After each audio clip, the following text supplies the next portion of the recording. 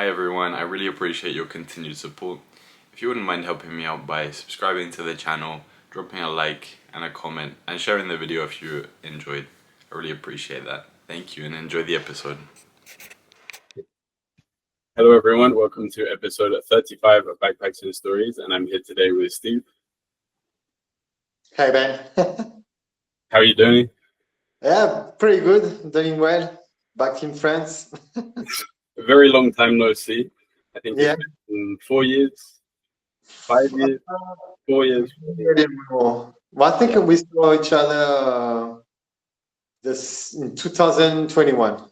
2021, I think May time. If you were still in Eddie, then Yeah.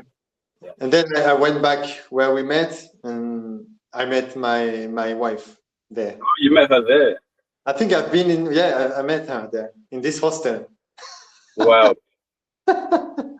What Backpacker by the Bay. The best hostel. The connection is getting out. It should be okay now. Yeah. That was one of my favorite hostels that I ever stayed at. Backpackers by the Bay. Yeah, it was nice. It was fun, huh? Mm-hmm. Good times. Yeah. So, do you want to introduce yourself? Where are you from? What do you do? Yeah. Well, now I'm in France. I'm from France. Now I'm building my business, yoga teacher online, and I've been traveling around the world for 7 years. 7 years. Yes, but I've been more settled in few places for a long period of time. So, and now I'm back to France. I'm 37, so it's time for me to slow down and trying to find a place where I could stay, feel good, and see what happened. Mm-hmm. So 7 years ago, when you left, why did you leave and where did you go? I left because of a breakup, basically, and honestly, I was lost. I was trying to cover something or to rediscover something, I would say better. I had no idea what I was doing with my life, and I just wanted to go by myself. And I went to Sri Lanka. Okay. And before I never went out of Europe. So I've been traveling a little bit in Europe. I've been in Belgium, Netherlands. I've been in Italy, Switzerland, Spain, Croatia, Budapest, is Hungary. But I never went out of Europe before. And when I arrived in Sri Lanka, I was like, wow, what a mess. What a mess. Why did you choose Sri Lanka? Probably because friends have been there before me. And, we're talking, oh, this is good, you should go there. But like a first country to do when you're from Europe, it can be triggering, or because it's completely different, the culture is different. And for me, it has been triggering, because every time you go in the street, you cannot go without someone telling you, like grabbing your arm and telling you, tuk tuk tuk tuk, trying to get you in the tuk tuk. And for me, that was too much. I was not used to that, So that was the start. I was planning to stay 3 months there, and I stayed only 1 month because it was too much. And then I went to Malaysia for 2 weeks. Then I met a guy there, and he told me to go to Vietnam, because Vietnam, it was super nice. This guy was a German, and you have to know that when I started, I didn't speak any words in English. Probably, hey, how are you? My name is Steve. That's it. So the communication was hard. Probably I was a bit ashamed of my English, I guess. So I was a bit introvert. not really go outside except when I was drinking and when I went out. And then I went to, so after Malaysia, I went to Vietnam. Then Vietnam, I went back to Malaysia, and then I went to Indonesia. So this trip lasted for 5 months, and then I came back to France to prepare to pack my backpack to go to Australia. Okay, nice. Yeah, so you just went 5 months with no plan. You just booked your flight to Sri Lanka and went from there. Exactly. Yeah. I think that's the best way of traveling, 100%. because you don't have expectation and you probably know a bit where you go, but you, depending on who you meet on the road, during the travel, this is gonna change everything. Mm-hmm. So this is the best plan. No, yeah, 100%. One-way ticket is the way to travel. exactly. Then you meet people, and this guy is telling you, "Oh, go there; it's beautiful." So then you go there and you meet people, and then you meet again. Mm-hmm. In Vietnam, I met 2 Irish, so a couple, a girl and a guy, and those guys told me, that's them. They told me, well, now you can still, you can. I think the law changed, and you can go for French people, because before the visa in Australia was until 30 years old, and the law changed few months before I meet them, and that's then they told me, oh, you can go there now. So that's the reason why after this travel I went to Australia, because I didn't have planned. Mm-hmm. And those guys, I met them back in Perth. So maybe 1 year later I met them over there. It was amazing. Yeah. Yeah, it's so nice when it comes kind of full circle, you know. You saw the people who gave you the idea to go to this place, and now you're there, really there with them, you know. Yeah, exactly. So you were 31 at the time. 30. You were when okay.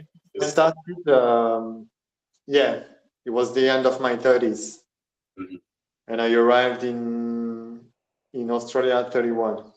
Mm-hmm. Past a few months. And then you spent nearly 6 years over there.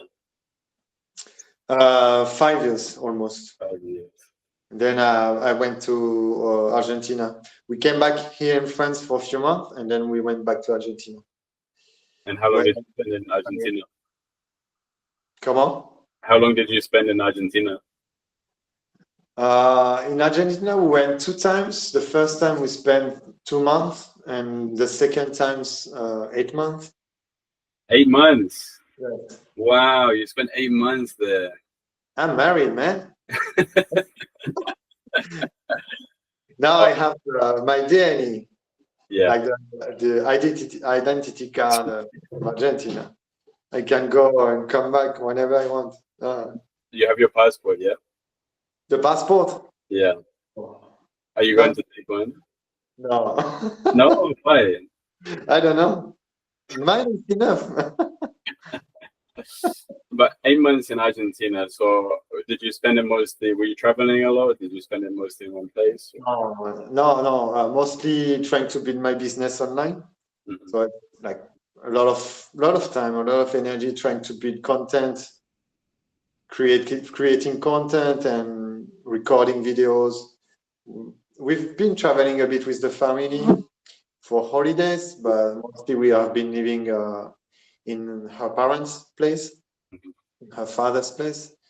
But yeah, it was chill, like Argentina, you know. It's Argentina. Argentina. The best country in the world. So yes.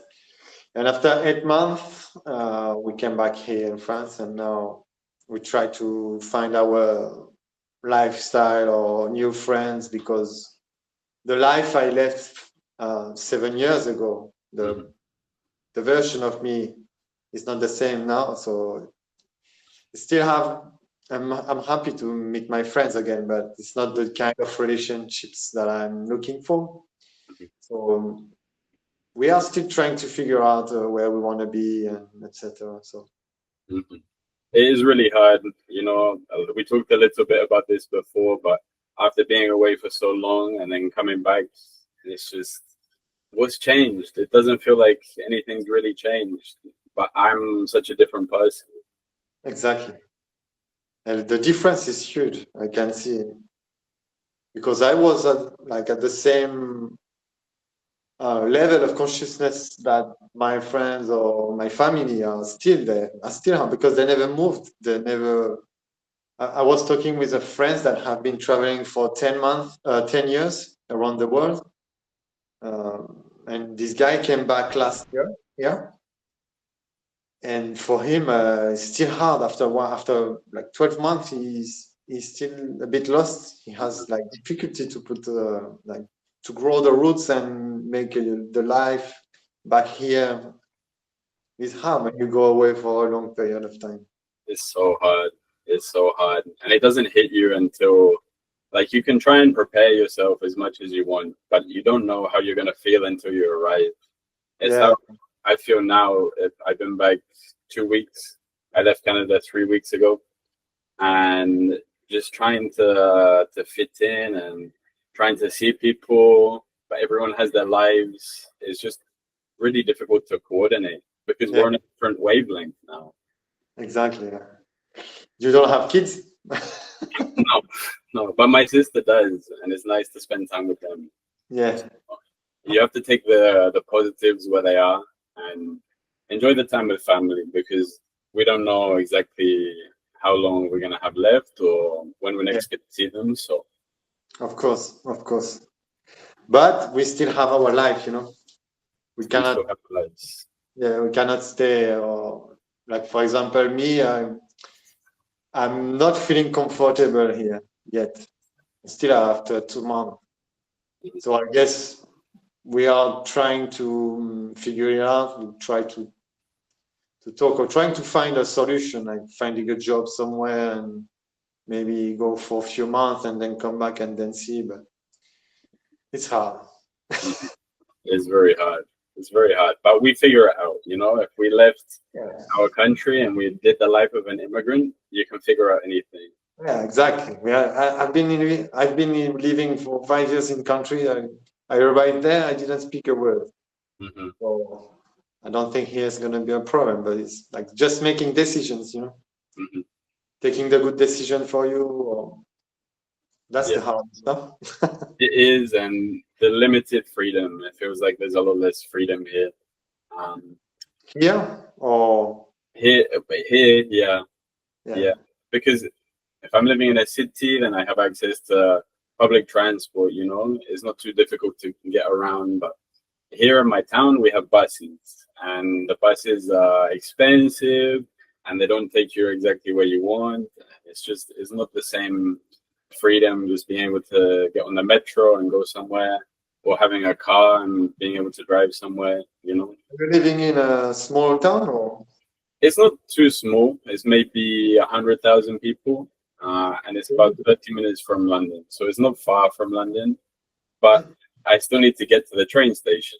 And if I walk to the train station, it's like an hour and a half. If I take the bus, it's like 45 minutes. So I have to ask my parents to take me maybe, or I have yeah, to give them plenty of time. It's complicated. yeah, yeah, yeah. I'm a bit like that. Like I'm living in a like un pueblocito. My town is like 10,000 people, not even like 8,000, and there is no transport. But what is good, you can take the bike. Mhm. But in winter, no, it's dead. No, in winter here we have summer for 2 months, 3 months, and then it's like gray. There is some sun. I guess in England it's even worse. But Yeah, sometimes. Right now it's quite nice, yeah, but sun. it's yeah. But even in summer, you never know. Sometimes we have gray, sometimes we have cold. Yeah, You don't know. but like I think for us would be great to live in a city, like a small city or in the south of France. I would love that. Hmm. That's why we are just trying to speak together. So like where you don't need a car, you can go to the train or to the bus station easy. You know, Yeah, I don't want to have a car anymore. I want to be. No. I agree with you. It's too much responsibility. We don't need to be a part of that. I like being in the passenger seat. I like taking public transport. For me, it's okay. So maybe we got used to it, you know. But you had a car in Australia, no? I had a car in Australia there because I needed it, you know, for work and uh, yeah, but it was too much. Mhm. When we were in Argentina, we didn't have car, so it was good. Yeah, you jump in the bus, maybe 1 hour. Well, sometimes it's not easy because it's the bus of South American, you know, it's full of people, you know, like this. You smell the armpit. But it's part of the experience. Yeah. Sometimes triggering. Sometimes it's triggering. Sometimes it can be intense. Yeah. So your time in Australia, did you spend much time in cities at all, or where did you spend a lot of your time? In Sydney, not much.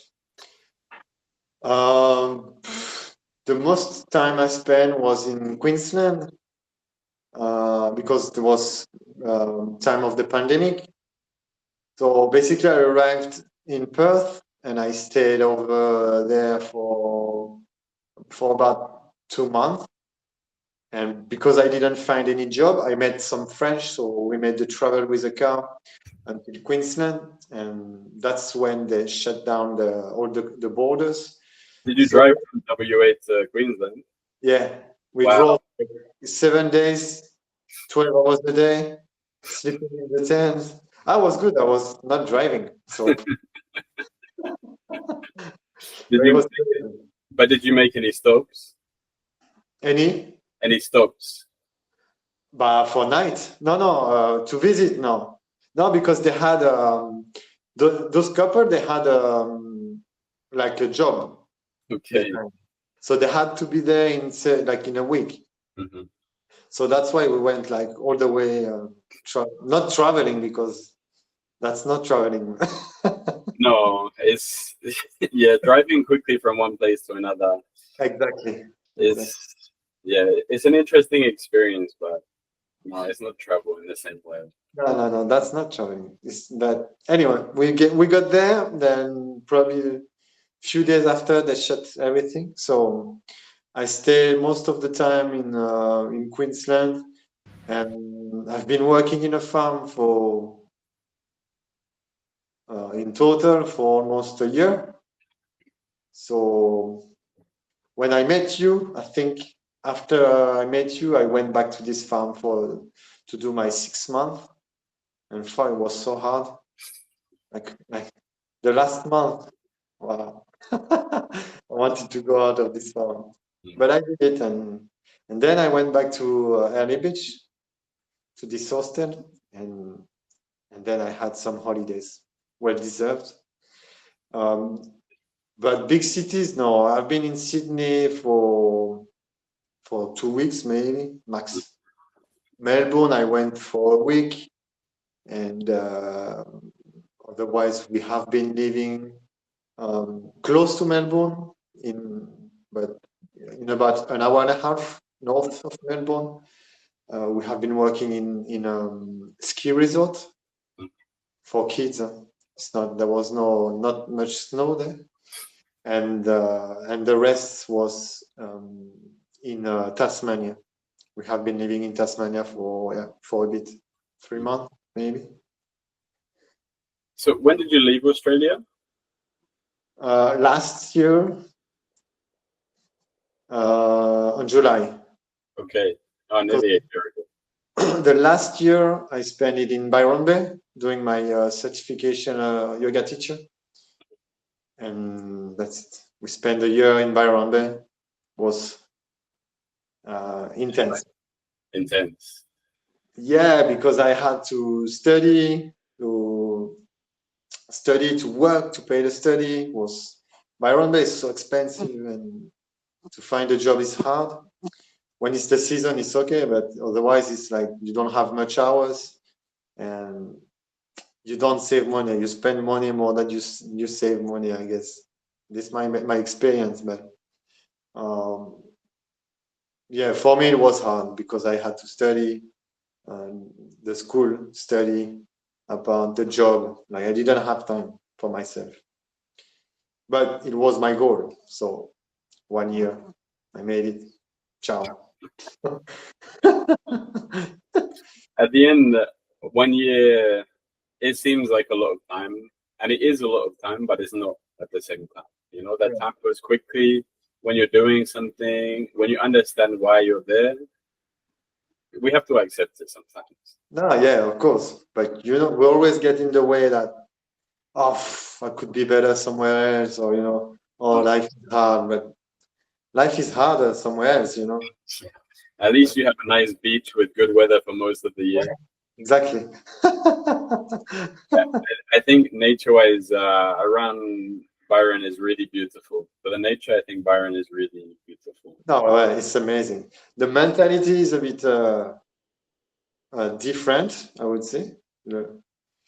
Like, for example, to find an accommodation, like they were putting barriers, like we don't want a couple, we accept only girls, like some stuff for me that are weird. And I guess people are taking advantage of you. Because some people rent a house and then they make you pay like extra. It's not sharing the house. It's like you pay the house and he doesn't pay, or this kind of stuff. Mhm. So Byron Bay, very typical. What did you think of the people? Hippie. The people, the hippies. Ah, yes. I think they have a good lifestyle there, but not mine. Too much, I think, for me.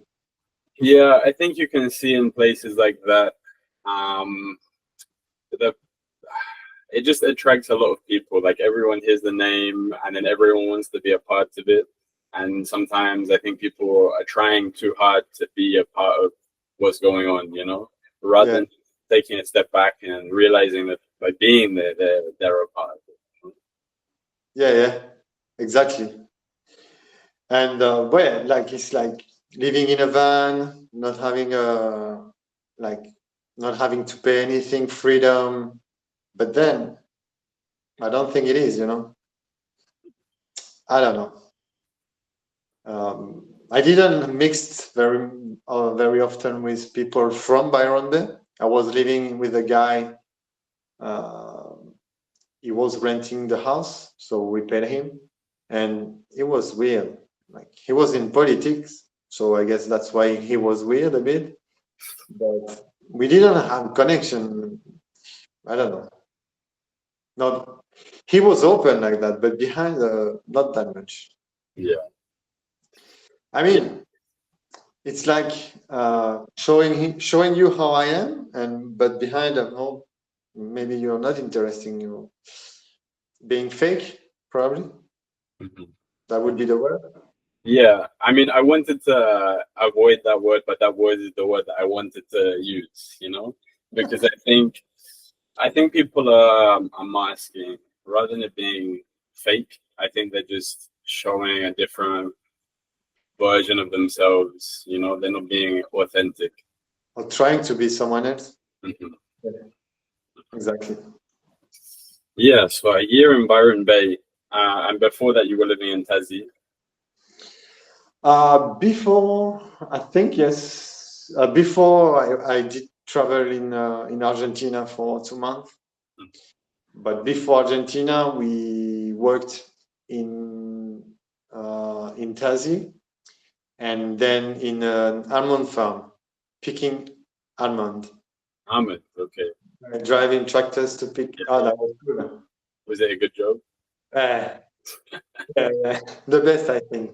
The Well, best.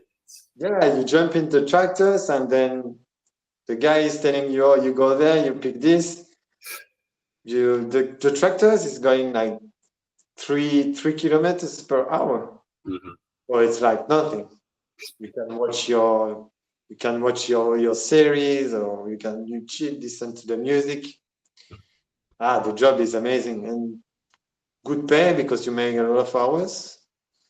I think we used to make 1,800 per week, something like Wow, that.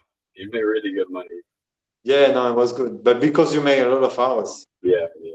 it was like 12 hours per day Mhm. or for 6 days. But It's then when it's raining, you don't work. So sometimes it's shit. You can get good and bad farm jobs. I mean, the same with any kind of job, but farms can be a really cool experience. For And for me, it was the best, I guess. yeah, Yeah, especially in Queensland because well, I did a lot. I was kind of the handyman in the farm. He trusted me, and he was giving me the job in the morning, so I was by myself and doing the job. But I saw some like shocking experiences, shocking like cutting the balls of the young cows. That is, for them it's normal, but for me it was trash, you know, like very mhm. hard. I've been driving tractors there. You don't do that in France, you know.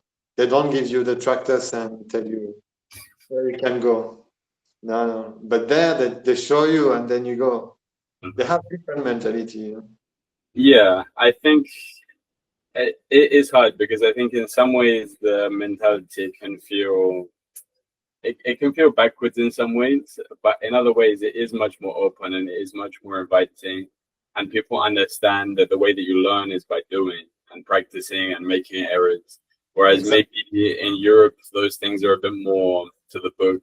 People aren't so understanding. Yeah, yeah, exactly. But then when you do a mistake, then they are not very happy and like they are very rude. But then they remember that they made those mistakes too. Yeah, yeah. We were in this farm. It was a familiar farm, and so the son was having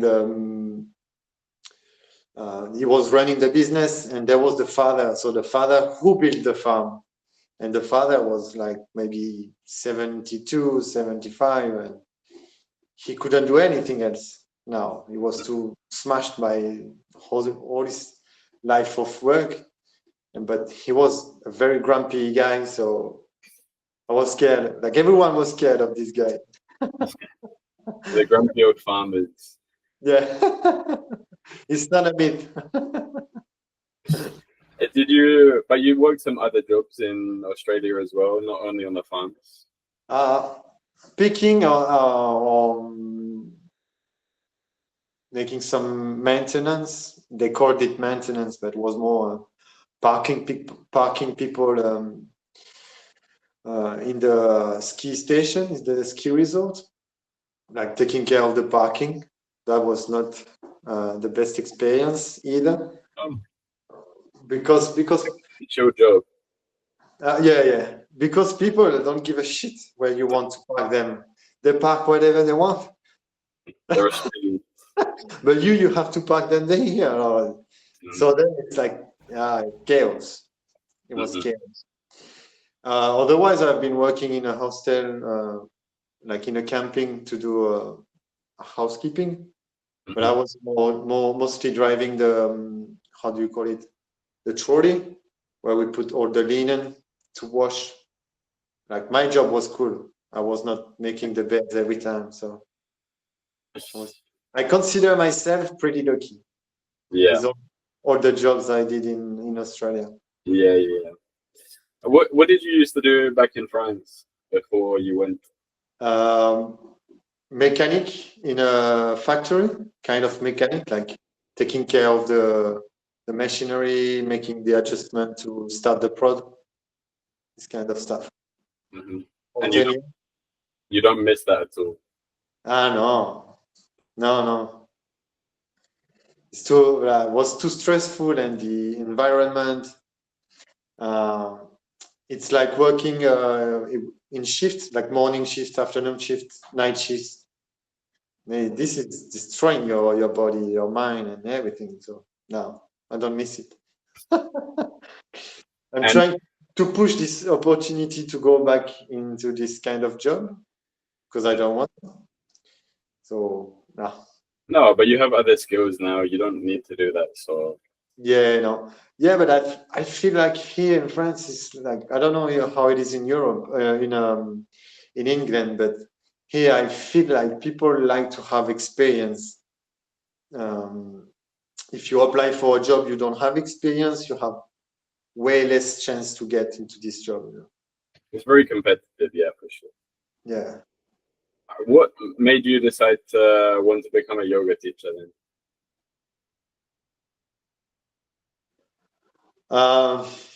Probably how the story started when I was picking those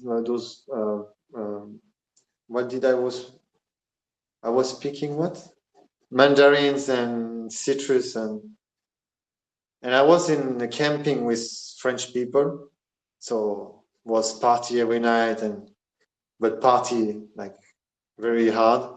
And I was so tired, so I started to, I don't know why, I started to meditate every morning and I started to get interesting into this. And then when I went to the farm, in the cattle farm, I was working in Queensland. I started to practice yoga, and the guy I was living with told me about his experience in a yoga retreat, like a silent retreat. And then pardon? With Vipassana. Say it again. Vipassana, is that the one? Yes, I never done it, but after this farm, I went to a yoga retreat in the north of Australia, in Cairns, in the north of Cairns, in the jungle there, and it was so good, so refreshing, and coming back to yourself. And then I kind of like left it on the side, and then I restarted it by myself when I went back to this farm. It kind of have been like on the way back and forth, and at some point I decided, oh, like I want to come back to France with something. I don't want to leave Australia with, because I knew I didn't want to stay in Australia. It was too expensive. And then I said, well, there is I was starting to look for certification, and there was 1 year certification in environment. And then I was like, why not? It's the occasion. And yes, it was expensive, like $10,000, but at this point I was like, oh, maybe if I work on the side I can pay it. But it didn't work like that. I didn't spend that much. I think the ratio was kind of similar. I paid my course, but I didn't save money. Yeah, so yeah. I lived for a year, and I didn't spend that much. A little bit, but not much, because I've been saving a lot in the farm, in the cattle and the almond farm, so it was kind of okay. But yeah, like for everyone who wants to go in Australia, if you want to make money, you have to go in like doing shit job and like working for long hours, but you can make a lot of money. Go to the middle of nowhere and just work. You can make there is something powerful in being middle of nowhere, that you're by yourself, and that's probably the most powerful or beneficial things that can happen to anyone, because you don't have external conditioning or something that happened to you, and then you can start to do the work on yourself, because traveling is also part of doing some work on yourself, like either is expanding yourself to others, or trying to look for who you are, like trying to find out what you want to do, or something like that, I think being by myself for almost 6 months has been for me something very good. Well, I went back to Early Beach. I was partying again, but for a few months, and then I think it's hard to let go of the past version of you. We'd always come back sometimes to remind you where you come from and then go away. Yeah, and now you don't party at all. I did once, Sunday, but because it was like there is some not roller coaster, but like a feria that comes in Old Town in France. Maybe not Old Town in France, but they make like this kind of traveling with their caravans and roller coaster.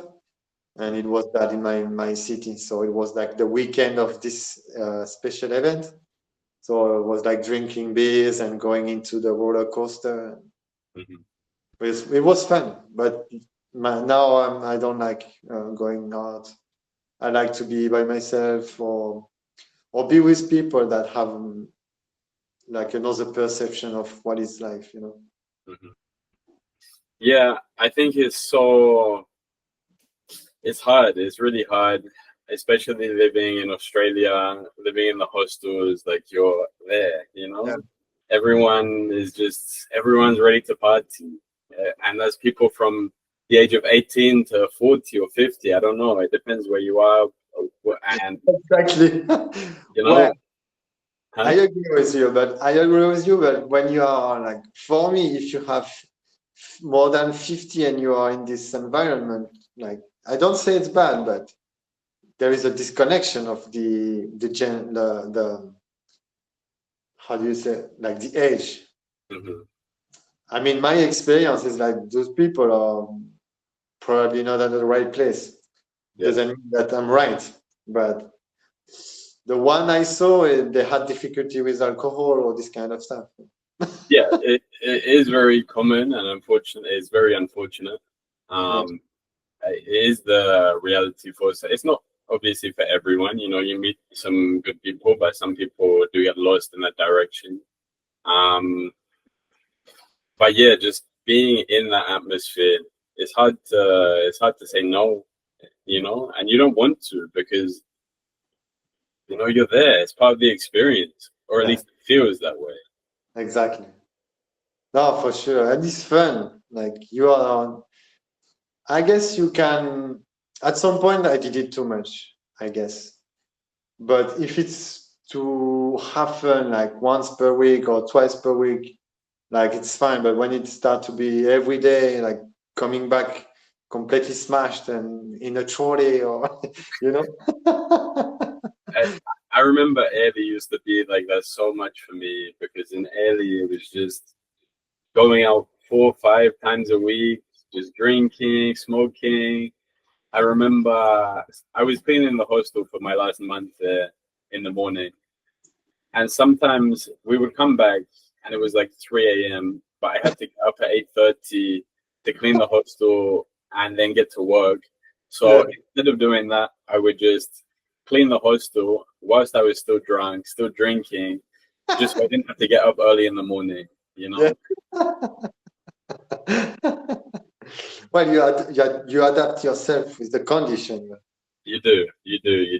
But it's not a healthy thing to sustain long term, you know? Yeah, Mhm. we can have times, we can have, you know, a few months, maybe even a few years like that, but we have to take care of our bodies. Yeah, yeah, for sure. After what we experienced in LA Beach, uh, we had a very good group of people. Like we were very like together. We matched very good. The next time I went back, there was a group like that, but then this group left, and it was harder to make connections because we were there since long, and new people were coming, and it was different. Mhm. So my experience of when you were with me in this hostel, it was probably one of the best. We had a very good group. That's why we went out every day and it was party every day. Yeah, because we wanted to spend time with each other and it was great. We had a lot of fun, Yeah, yeah. 100%. How is your experience in like hostel in Canada or in South America? Um, I think I'll start with Canada. I think I held expectations something similar to Australia, you know. I think, and it's hard to. We were in Australia in such a special time during the pandemic. We were all in a very specific situation together. We were all doing the same thing, surviving, having fun, free. And then you go to Canada, and it's like you're in the middle of the country. It's landlocked, you know. I mean, you have some lakes and stuff, but it's not the same as going to a, you know, the beaches you have Yeah, North Queensland or South Queensland or anywhere in Australia. You know, yeah, there's beaches everywhere. And the hostels were so expensive, and it just felt like they were doing it for the wrong. They were there for the wrong reason. So I felt very. I think I had the perception of Australia in my head. That was my problem. You know, I was expecting this experience in Canada to replicate what I had before. Never, yeah. of course, it's never gonna happen. But so I stayed in hostels in total for maybe like 1 month between Toronto and Montreal, just when I first arrived. Um, in terms of South America, I had mostly amazing experiences everywhere. Um, get to speak with a lot of locals and other Party Latinos. a lot? Huh? They party a lot? Um, I had I had moments. I wouldn't say it was all the time. Sometimes I took some time off, you know, like 1 month, just sober, let my mind refresh. Yeah, Um, but yeah, of course, there were always people there to party, and it was there if you wanted it. yeah, yeah. It's already here. Did you stay in any hostels in Argentina? No, no, we didn't stay. We mostly stayed in families or house that the families rented because we didn't want to spend money. It was better to save the money, but we have been in beautiful houses Hmm. in Salta, or the houses was like In a San cat. Telmo? Huh? You say in San Telmo? In Salta, no, Salta. Oh, Salta. Okay. Ouais. I love this part. I don't know why, like Jujuy, Salta. It's more nature, more, yeah, I don't know, special. There's a connection with. I mean, the first people in South America were there living on the Andes. You know, I think Yeah, it feels very the all down the Andes. I think it feels very special there. It's a very old territory and so natural, like you say. It's very very special. yeah. You've been in Bolivia? I've been in Bolivia as well. Yeah, How was your experience there? it was amazing. Yeah, I was very surprised. I didn't know anything about it really. And then it was very quick. I only had, I think, about 10 days because I was meeting a friend in Peru. Um, so I got to see, I would love to go back and spend more time there, see more of the country. I think yeah, it's probably the most underrated country in South America. yeah, okay. Did you go? No, we've been only in Argentina. Okay. But because we are mostly trying to save, like making a impact our business and trying to save. We are very focused on our business now. So traveling, maybe it's gonna come back later when we have time and money. Hmm. When the money starts to get in, because at some point it has to be. Yeah. But yeah, no, we just did Argentina. We've been in Uruguay. Okay. Uh, I don't remember the town. You go from Buenos Aires and What's it called? I know the, yeah, I know that I didn't stop, but I know the place that you were talking about. uh, Um, it's easy to access. it's the city, Colonia, no? Colonia, exactly. Mm. It was nice, a bit more expensive, I guess, than Argentina. Even though Argentina is quite expensive, huh? Now, yeah. I guess the food when you go out to eat in places is kind of the same price as here. Yeah, I have a friend, and he told me he went back for the summer, and then he just came back to Canada, and he told me it's almost the same. Yeah, it is. So It was that it wasn't like that, but they're not in a good situation. yeah, it's the inflation, but well, I hope it's gonna get better for them. But harder to live there. We have been. I don't know if you know Don Torquato. Probably you don't know. It's like an hour by bus from the center. So that's where we were staying. It's like not the countryside, but it's not the city center of Buenos Aires. So it's already like a bit more chaotic, I would say. Mm-hmm. Is where you can see that people are struggling, you know. Yeah, yeah, the real people living the real lives. Yeah. For me, the most shocking country I've done is Sri Lanka so far, because people are very struggling there, I guess. Argentina was not that much, even though there is still people that struggles. But for me, Sri Lanka was the. I haven't been to India yet, but I guess they are quite similar. So, would you like to go back to Sri Lanka? Now, yes, because I have my experience travelers, and I know how to handle people that annoy me. I mean, like people that come to get your money. Like, no, it's easy for me, but at that time, 7 years ago, I didn't know how to react. You know, so I was getting upset, or but now I would take it differently. Mm-hmm. So yes, and I only done kind of the south part of Sri Lanka. Mm-hmm. I would like to do the north because there is nice places to do. So maybe one day. It's not that expensive over there. And India too. India, I would like. Yeah, I would love to go to India as well. One day.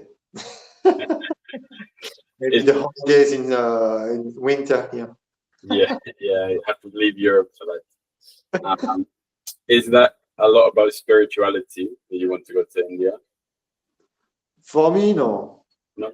Wouldn't like to go for that specifically, but if I could go to do like a retreat or to do a course, like some courses, I would.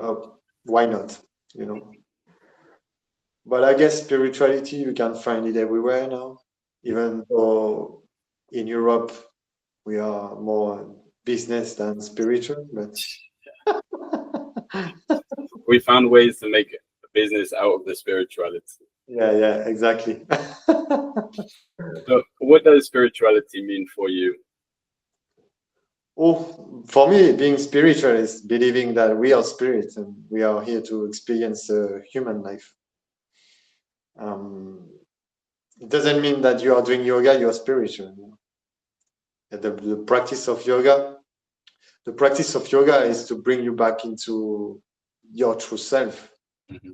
but being a spirit. But then you have to study all of that. There is books that helps you study. For me, being Christian doesn't mean anything for me. Doesn't really. Do you consider yourself a Christian? For me, it doesn't relate to spirituality. In all the texts, I mean, I'm not a specialist at that, but I've done my baptism. I've done, so I've been in church and everything when I was young. But how they tell the story, for me, is bullshit. It's bullshit. For me, but then it's like they have their interpretation of what came here. Like people resuscite, and Mm-hmm. for me, I think some stories are very as they were, they happen as they're told. but I think a lot of religious teachings are very metaphorical. You know, I think Metaphor. Yeah. we weren't necessarily meant to take it for how it was written, but it is how we interpret it. And maybe these things didn't happen this way, but that's not the point of the story. Yeah, yeah, exactly. Exactly. But for me, it doesn't resonate. Like, I guess the way of saying it doesn't bring me anything. Mhm. I like how Indian gods are presented with their stories. I think it's way more, you can understand better what is the interpretation behind. But once more, it's like an old religion and it's way bigger than Christianism. Mhm. Hindu is older than Christianism and probably harder to understand. Mhm. So yeah. So, but what other things do you practice that you would consider spiritual, aside from meditation and yoga, for example? Being, pure being, being able to be conscious that you are living. That's one big part. Probably is hard for people to get. Knowing that being conscious that you breathe, that's something very powerful. Something that can help you being present. Because what is important, in my opinion, why are we here for? To experience our life. We are not here to work. Like we believe that we need to work to live. I mean, we need money at some point to live because it's the society. But we are not. We don't come here on earth to work. We are here to experience our life. And if we don't make some part in our day-to-day life to be conscious that we are here being like even eating mindfully or spending time by yourself, this is something spiritual for me. Going to a lake or going in nature if you have nature around you. I know it's not easy for everyone because there is like when you live in a city, that's why probably people are more stressed because you have less access to nature, and nature has these powerful benefits of calming your nervous system. And when when your nervous system is well regulated, you can then be more present in your life and more being aware that you're living. About being disconnected? Yeah. People that live in the cities. Mm-hmm. Yeah, because for me, when you live in a places where you have natures, like in the mountain, in lakes, close to the oceans, it's easier to be connected with nature, and nature has this beneficial that helps you to downregulate your nervous system. And because living in a city, we are always in high level of survival, I would say. We don't have this the time to experience ourselves. Our mind is always trying to be aware of the noises, trying to be aware of people, or it's harder to be more focused on yourself. Mm-hmm. So I think living in a city is good because you have everything, but for yourself, it can be harder if you are suffering from anxiety or stress. Yeah. It's something. It's so weird because I really felt that way in Montreal. You know, I think grounding is very important for that. Even just any patch of grass that you can find, or just dirt, just being connected with the earth is very important.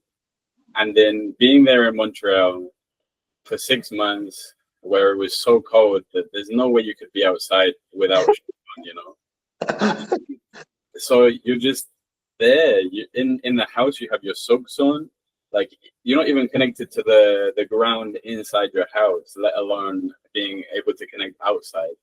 And recently, I feel like I'm having to remind myself to do this. Like I'm outside and I have my flip flops on, but no, I just take my flip flops off and go on the grass. I need to do those things. I need to feel the earth, you know? Yeah, no, you have, and for sure. Like if you think about us being energies, because we are made of atom. Atom is what? Atom is energy, and energy is transmitted from us through the earth. It's like an exchange of good and positive. It's like this is why I think when we live in the cities, when there is no surroundings of nature, we always have shoes. There is no connection between us and the earth. Even the bitumen is not as conductive as earth. So there is less traffic of energy between us and the earth. And this energy gets stuck inside us. And this is what creates anxiety, stress. Stress is building up, then creates anxiety, and then we burn out. And then we wonder why we are not happy in our life. You know? Yeah. It's hard. It's really hard because we are a part of this system as well, you know, like there are certain things that are unavoidable.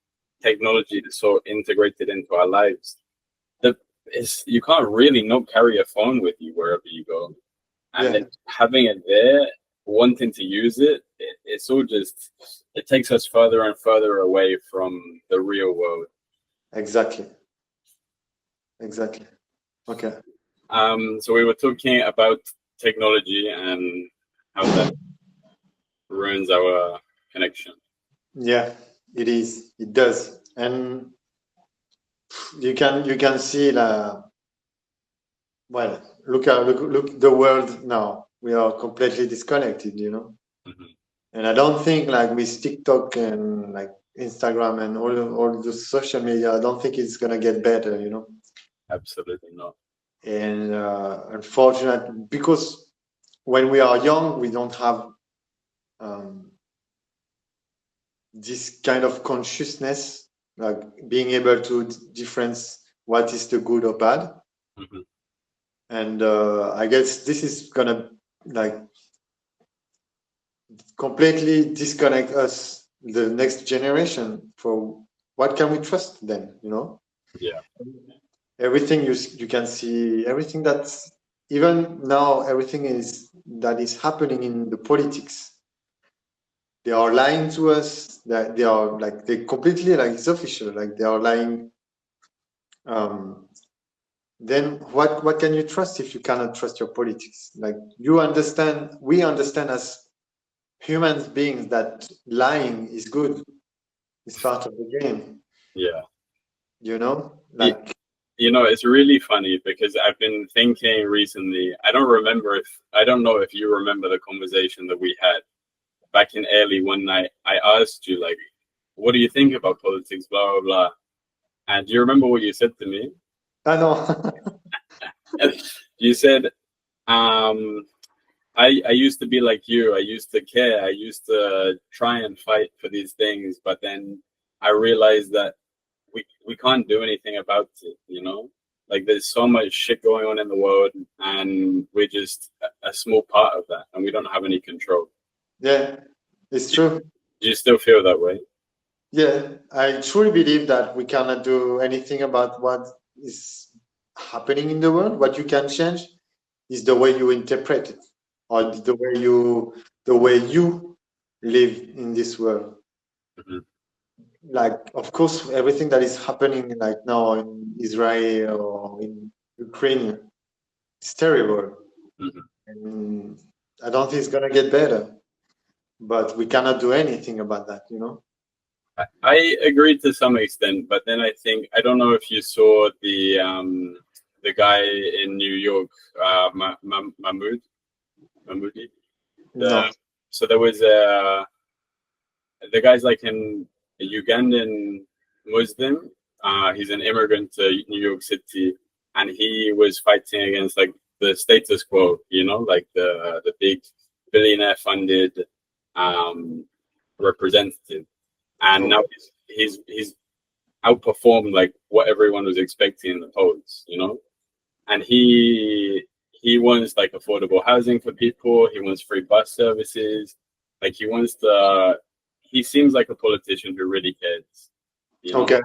And in a place like the United States, how from the outsider perspective, like we see how crazy it is for what's happening in the US to be happening, like how they elected in this crazy man, and this is just normal. So I think seeing that there, it's a tiny bit of hope for change, you know. Oh, yeah, of course. I think there is good politicians. They are not always bad, but the one that have the hands in the world, I don't think they are the good ones. Mm-hmm. And how do you change this, you know? Theoretically, if we all come together, we can change it. Theoretically. Yeah, theoretically. This is what we call, this is what I learned in school, what's called democracy. But for me, I don't think we are in a democracy. Of course, we still have the right to vote, to go and vote, but we are voting for someone that goes to vote for us. It's different. I think in Switzerland they have this. They can go and vote their law. So if one law is going to pass one day, everyone can go and give their consentment or not. Mm-hmm. It is what should be. Yeah, but that's complicated, you know, because then you need day off, or you need, like, it's too complicated.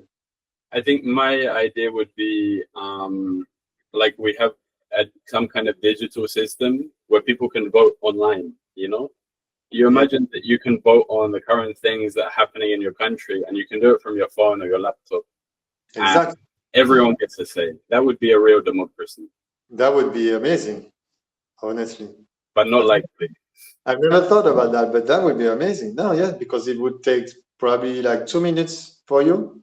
Mm-hmm. But then you have to follow everything that happened. You have to know, because how many laws they pass every day, you know? Yeah, probably not that many. Are you saying that they are lazy? Like, for example, when you look at what happened in France not long ago, like 1 year ago, no? I don't remember. I think it happened more than once, but because what Macron didn't get any vote for his law, he had a special law for him to say yes anyway. So the law, I put it anyway. You don't have anything to say. This is called 49.3, I think. Mm-hmm. The law 49.3. Really? And yeah, it's like a law that is from like long time ago, but never. I think he was the first one using it. Not sure. You have to verify that. Like Donald Trump was doing with the Exactly. Yeah. Immigrant. No, this is simple. You can't do that. But they can, obviously, because they do it. Of course they can, but it's not like ethically. When you ethically speaking, you can't do that. It's not right for people, for humans. Mm-hmm. But they don't care. I don't know if you've heard the expression "rules for thee and not for me." Rules for thee? Rules for thee, like THEE, and not for me. Like you guys have to follow the rules, but we don't. Yeah. Okay, I get it. It's hard. It's hard because I see it. I understand that when people get power, I think it really does go to their heads. I think it's difficult out of human nature. The fact that we are so different as people, we've all had different experiences, and we all have different perspectives on life. Like how you have to manage that. I understand that the job that they have isn't an easy job. It's not going to be an easy job, but that doesn't mean that they should be able to do what they do. They shouldn't be able to take everything from us, you know, and give everything to themselves. And do you as your person, who you are, do you believe that is there any superior on top of those important person? Like, are you talking about a higher being? Yeah. Is there, do you think they are working for someone else? Sorry, are you talking about the politicians, or are you talking about like a higher power, like God or something? Politician. Ah, um, yeah. I mean, I think most politicians answer to the billionaires. I think the richest people in the world have a lot of power. As you can see, someone like Elon Musk, he bought the US election, you know, Yeah. $250 million he paid for this election. Like, how is that a thing? How can you buy an election like that? That's crazy. Yeah, it's crazy. And this guy is like one of the most powerful people in the world, and then you give him access to the US government and its power. I Yeah. think it's incredibly corrupt. I don't understand how some people don't see that. So yeah, I think they are working for people, not for the people. They're working for the For someone. But imagine, like, probably the people, if there is people on top of them, they already have everything. Yeah, they do. So what is the point to go a bit even further, you know? Like, They want more and more and more. They don't want to stop until they have everything.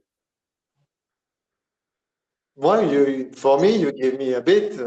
I have enough to live for my life. It's enough. I go and enjoy it. It's okay. I don't need more. I don't know, man. I think I'm the same. You know, I don't know. I don't want to have the whole world. Of course, I would like to have my land and space for my family and some animals one day. But do I need to own like half the country? No. Yeah. What are you gonna do with that? You already won the game, you know? But probably they have so much stuff that inside they feel empty. They are feeling empty because if you are feeling rich inside, you don't need external stuff. Probably they are completely empty inside. And in my opinion, what I saw, when you start having a lot of money, your personality can change. Mhm. Why? Because of power. Like money brings power. Mhm. And if you cannot control power, it take over you. Mm. Do you think that people are inherently good, bad, or neutral, or somewhere in between? There, Do you think that people are inherently good or bad, or somewhere in between?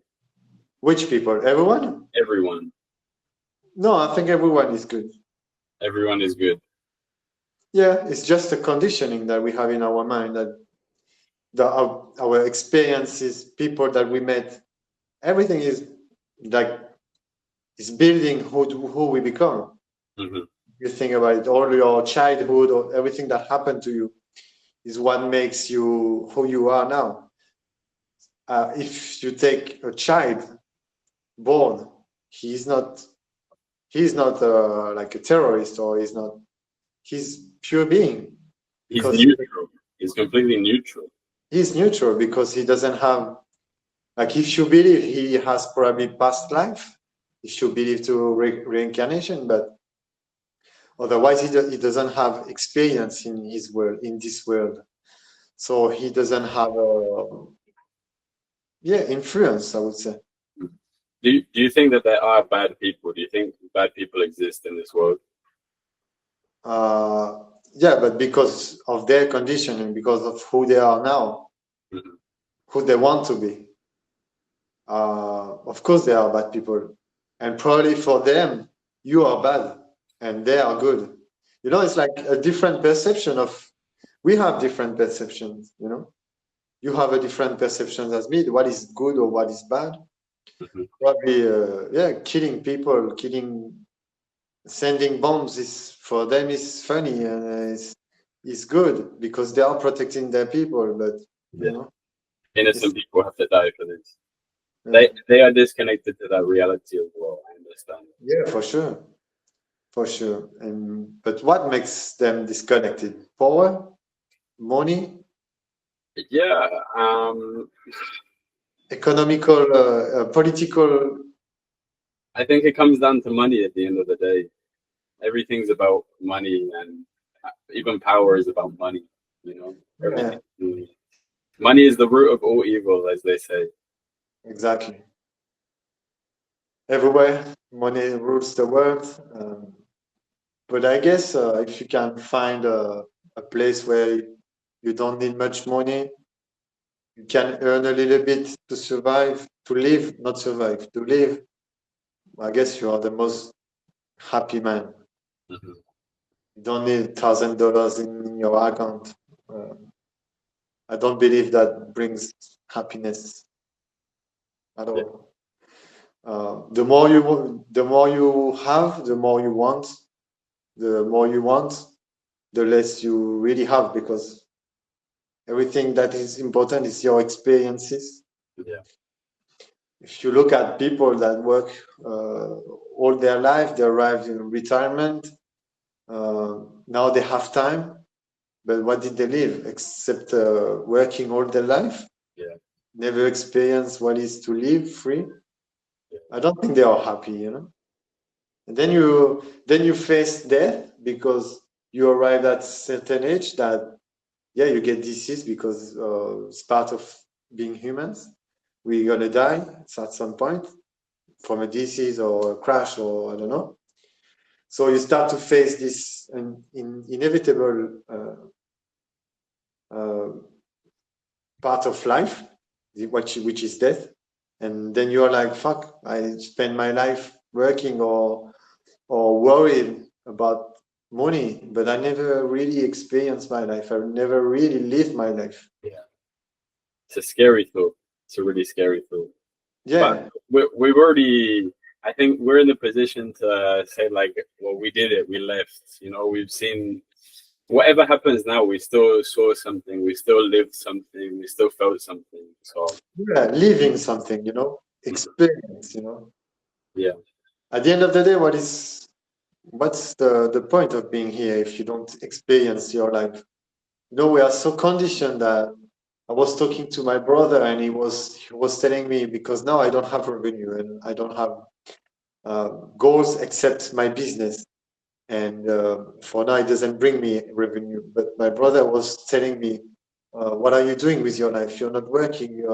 But I'm like, I'm doing something for me, something that I want to share with people, and that's the most powerful things I can have now, because that's what I want to do. I don't want to work for someone else. I don't want to spend energy for someone else.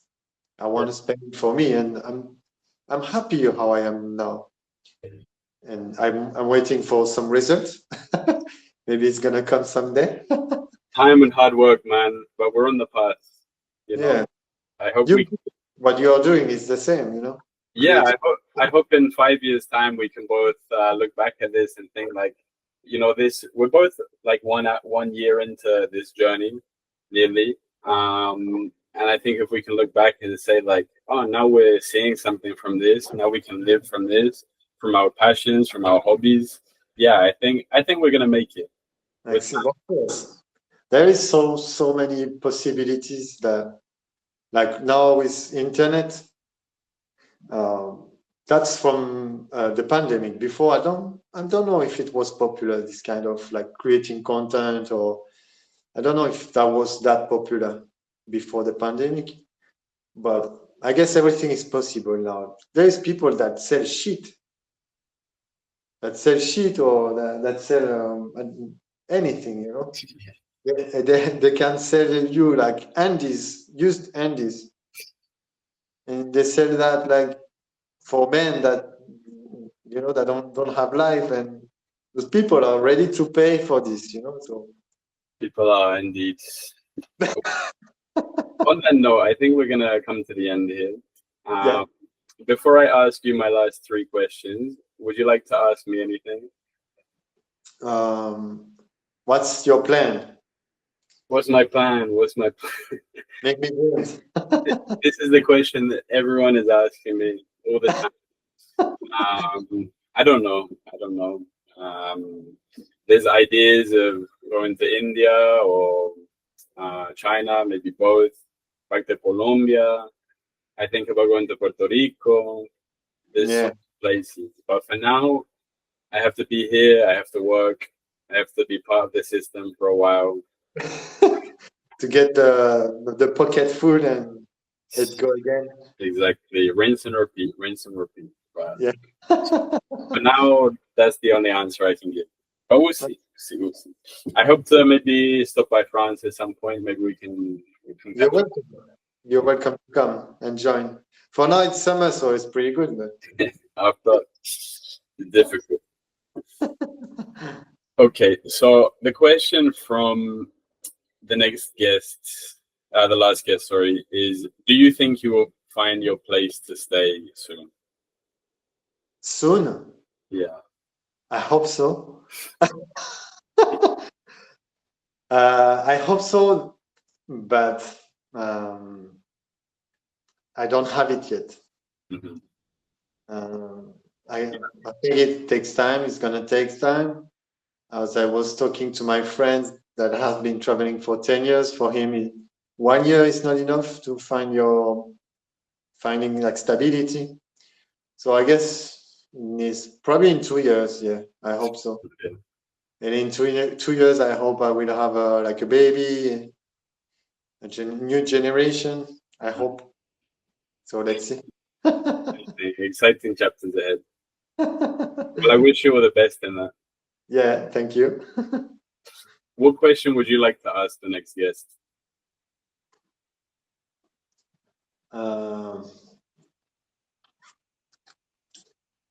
If he would start traveling again, what would he do different?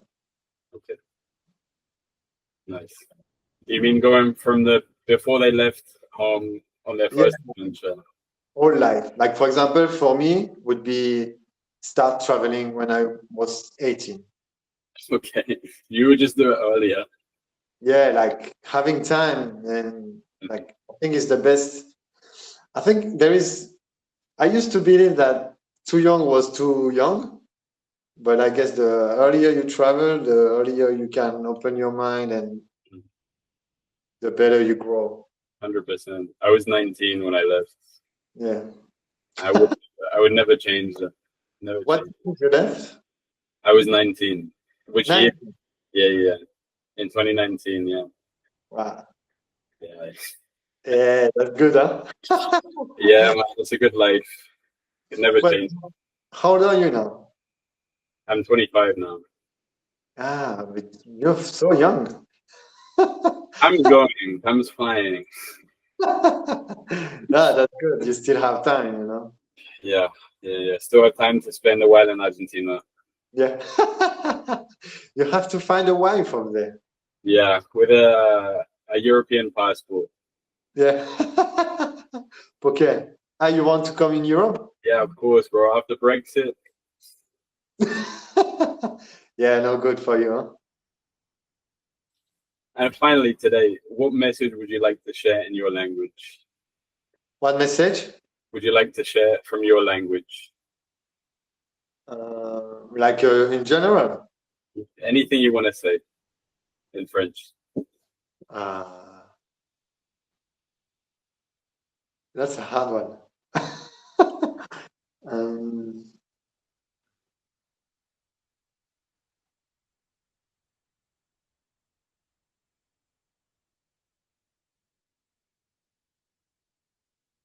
I don't find anything now. Give me a second. No worries. A message like I could for the next listeners or It can be anything you want to say in French. tu me casses les couilles. Does that mean You are breaking my balls.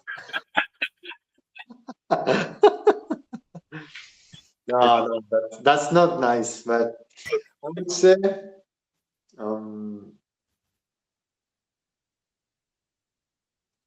wow, it's hard not to find this one.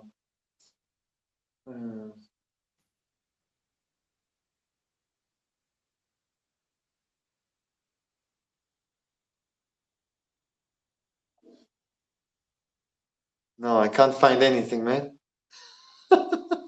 be anything? It has to be something like normal, you know, like It doesn't have to.